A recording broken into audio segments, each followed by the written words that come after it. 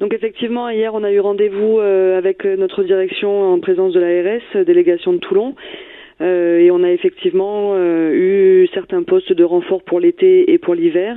On avait déjà obtenu durant la grève des postes de brancardiers de nuit et également des postes d'infirmières d'accueil aux urgences pédiatriques.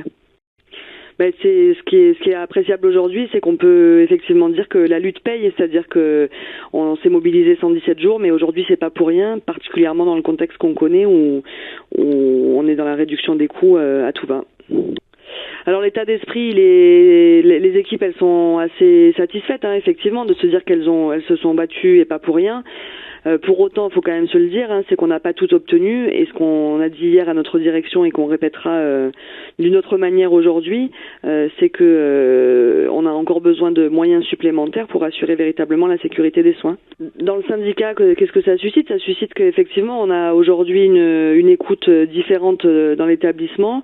Je pense que les agents des services se sont bien rendus compte qu'à la CGT, on restait pas immobile face à l'austérité et qu'on savait se battre et qu'on était présent sur le terrain. Alors, donc effectivement, depuis le début du conflit, on a renforcé notre syndicat, c'est-à-dire qu'on a eu des adhésions dans le service des urgences, mais aussi dans les autres services. Il faut rien lâcher parce que tous ensemble, déjà, on est plus forts. Je pense qu'effectivement, ce qu'il faut aujourd'hui, c'est un mouvement d'ensemble, que ce soit à Toulon et sur tout le territoire. On est en train de morfler dans la santé et qu'il faut surtout se battre, continuer à se battre le plus collectivement possible.